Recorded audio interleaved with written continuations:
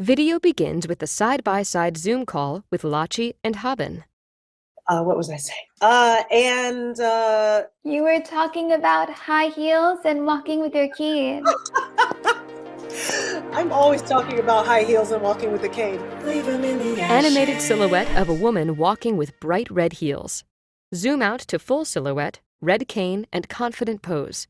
Behind her, a backdrop of the New York City skyline. The offbeat with Lachi. Screen changes to selfie video of Lachi in studio. Hey y'all, welcome to The Offbeat. It is me, Lachi, just a New York girl going blind and trying to stay fabulous. I'm here to motivate and educate. And if you like the series of words I just said, please hit that subscribe button and hell, hit the bell.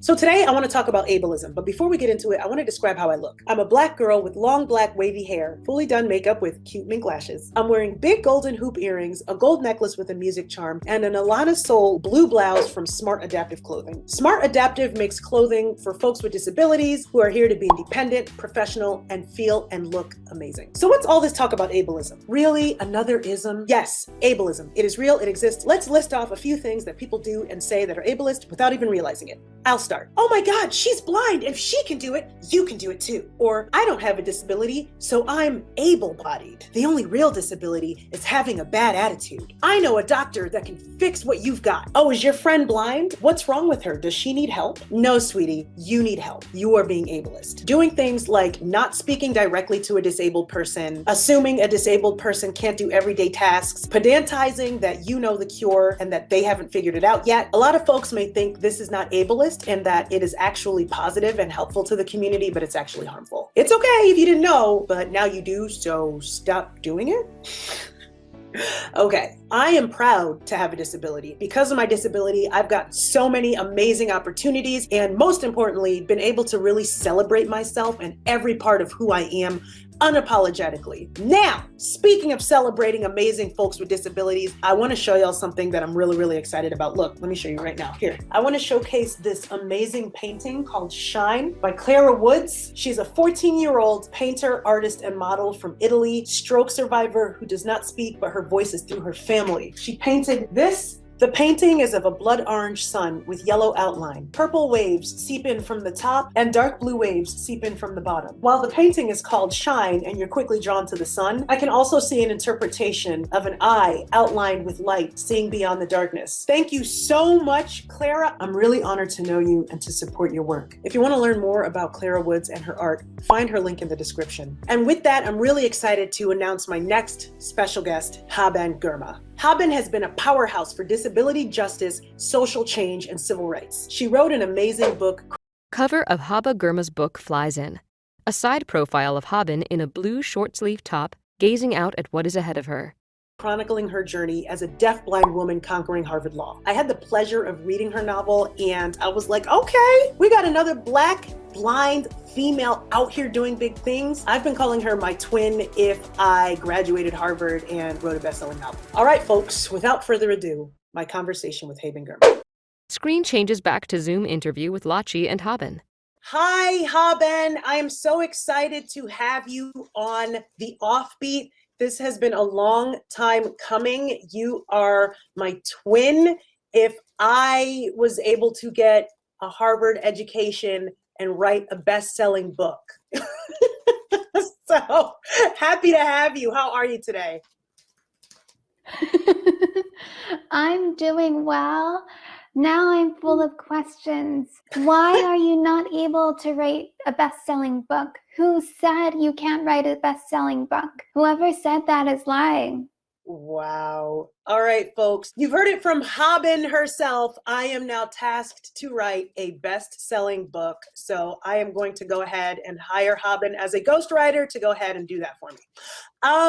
Before we begin, I would love for us to take the time out to describe ourselves. Go ahead, Haben.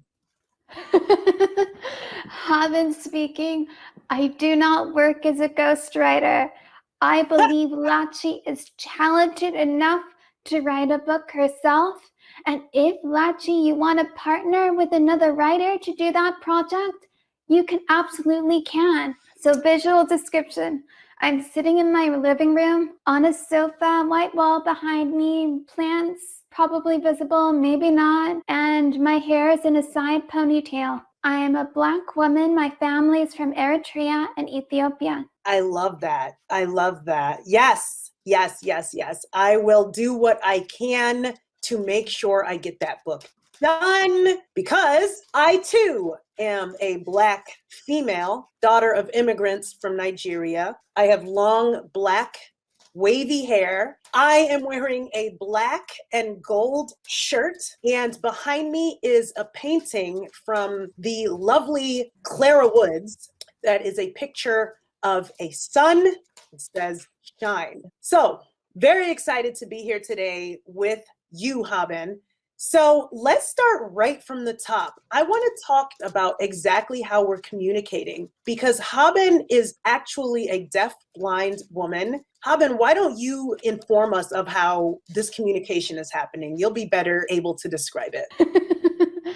I can definitely tell how we're communicating. So I'm speaking with my own voice.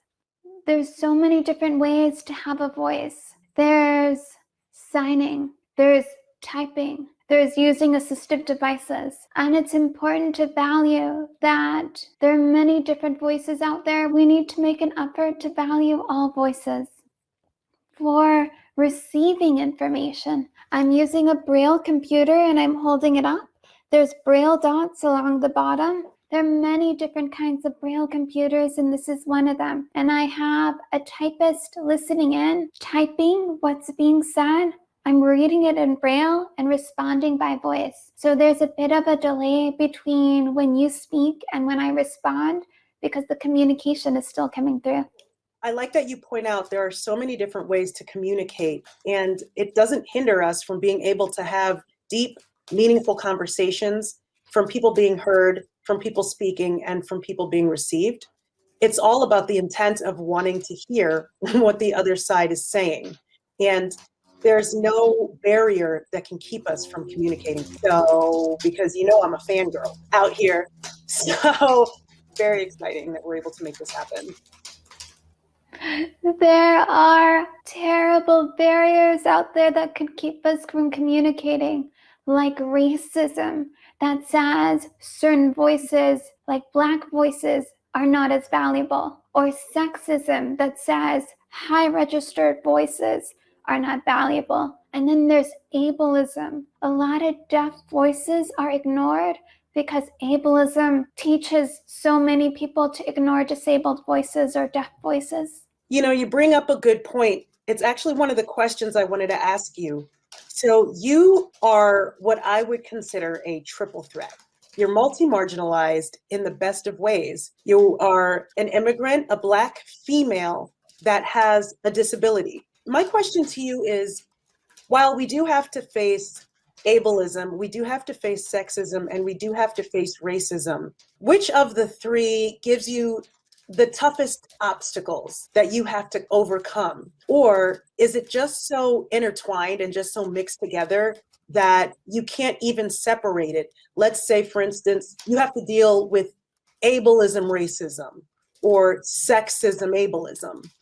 They're intertwined. They're very connected. Ableism is part of racism. Racism depends on ableism to do its work. And it also depends on sexism to do its work. So they're all interconnected. Right now in the United States, there are a lot of people who know what racism is, a lot of people who know what sexism is, and a whole lot of people who don't know what ableism means. Yes. And that is incredibly frustrating, that a lot of people are engaging in ableism and have no idea, and they think it's absolutely okay. One thing Which of the three do you find most frustrating, Lachi? Oh, I'm sorry. Is this an interview where Lachi's asking Haben questions, or is this an interview where Haben's asking Lachi questions? I'm playing with you. For me, I believe that one of the toughest things is that these microaggressions are not seen as isms. right? Now, why is it 2021 and people are just realizing that they've been doing racist things? Why is it 2021 and people are just learning about the term disability in the first place? And the worst thing that I come to find is that a lot of folks do things that are ableist and they actually think that they're being supportive of the disability community when in fact they're hurting it. Ableism is all over American society. So many jokes depend on ableism, and people laugh and they don't realize that there's ableism. People put me in that argument. Hey, this deaf-blind woman went to Harvard. What's your excuse? I don't like those arguments because it implies a deaf-blind person shouldn't be able to go to Harvard. I didn't really enter disability justice, disability rights, disability awareness until about 3 years ago when I finally decided it's time for me to stand in front of my vision loss. I originally was afraid to talk about it just based on the career choice of being a musician and being in rooms with top level producers and Sony and Universal rep agents and feeling awkward. Now I love it, but that wasn't always the case. What is the best way for someone like me who is really trying to showcase my blindness and showcase my disability in a major way to mainstream media to get them motivated and inspired and interested without it coming across as inspiration exploitation? How are you defining inspiration exploitation? All right, I'll just go ahead and say it. Inspiration porn. I was trying to avoid the word, but you made me say it. Inspiration porn. I like the word inspiration exploitation, but a lot of people watching this won't know what it means. So go ahead. What are you talking about? I remember walking down the street and I had my cane and I had my boss ass, heels on. And someone I heard whispering, "Oh, wow, I don't know if I could do that. Bless her heart. She still looks so good, though." And it's like, if you know how to put on heels and you know how to walk down the street, then you know how to do what I'm doing. I put on heels and I'm walking down the street. Long story short, that's how I define inspiration porn. However, it feels like that's the way you grab people sometimes to get them engaged in the conversation. Let me know what you think about that. I mean, obviously you don't agree. That person is being ableist. And the more you speak about blindness and are out, you're going to receive more ableism. And you can gently correct them. Blind people can do anything with the right tools and training. Or if you're too tired, you don't even have to correct them. It's a choice. You can teach people or you can stay silent. Right. Not every moment has to be a teaching moment, but when you are hit with the spirit, then you're free to. I totally hear that. So there's a question I'm trying to formulate, and I recognize that we're getting extraordinarily meta at this point. But I want to be able to engage with folks at the major mainstream level and bring them in to want to have this conversation. And I want to entice them to want to come in. At the end of the day, when someone does accomplish a tough task, it is inspiring. And I recognize that myself being award nominated, award winning, and doing all these things is already inspirational. I don't have to say, "Oh, and I did this blind." But I would love a suggestion on, because you're obviously very accomplished and you obviously don't use inspiration porn to get yourself out there. So I'm actually asking you for honest advice. My honest advice is to share how you're learning about ableism, because a lot of non-disabled people and disabled people are still struggling to figure out what ableism is.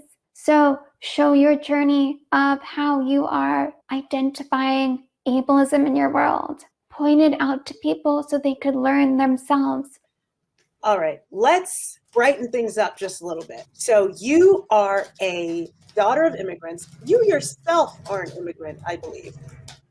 I was born and raised in California. Where Oh. on earth did you get your information? So I swear I read your book. Why did I think that you were born in Eritrea and that you and your father got on a flight and that was the first time you all were coming to America? I am misremembering it right here live on this YouTube series. Am I not? So I'm not sure what to say. I was born and raised in California. There was a story and a YouTube video about my experiences on a plane with my father. That was in Addis Ababa, the capital city of Ethiopia, at the airport there. But I was born in Oakland. Okay, fine. I believe you. So Thank goodness. So actually, I really loved your book, Haben, a deafblind woman who conquered Harvard Law. I took in the book from your audio version that you actually read yourself. So I really felt like I was getting to know Haben from Haben herself. And it was really, really inspiring. Can you tell me what drove you to write your book and just the experience of getting it all out there? You called me inspiring. So I have to pause and ask, what are you inspired to do? Well, I am inspired to write a book and not hire you as a ghostwriter and go ahead and give it my own go. I look forward to reading your book one day, and because it will be your book, it will show people your unique journey. Every blind person is different. There's a solution that works for one person, and it may not work for the next blind person, and that's absolutely okay. We need society to recognize that we're multidimensional, multi-talented, and we need to recognize as many voices as possible. I hear that. Haben, this has been so enlightening, and you always dropping gems, always dropping knowledge, always coming through with the big talk. I love it. And I'm so excited that you are a part of this journey of mine, that you are someone I would consider a friend, a colleague. And like I said, I love watching your experience. Everything you do is just so big and so awesome. I'm just really glad that I was able to grab you, Miss Busybody, and have you on this series. Thank you so much for coming through. Thanks for having me on the show, and looking forward to your book. She's really about this book. Okay, I got you, girl. Screen changes back to Lachi in studio. All right, what an interview. Thank you so much, Haben. Just because I'm out here fighting for disability awareness and inclusion doesn't mean I don't have a lot to learn. Thank you everyone for sticking around to the end of this video. Please hit that subscribe button to continue on this journey with me. Just a New York girl going blind and trying to stay fabulous. A lot's more to come, so stick around. Animation of Lachi logo progression. Text reads, sponsored by Smart Adaptive Clothing. Special thanks, Scribely, Virgo Image, Clara Woods. Lachi at Lachi Music appears.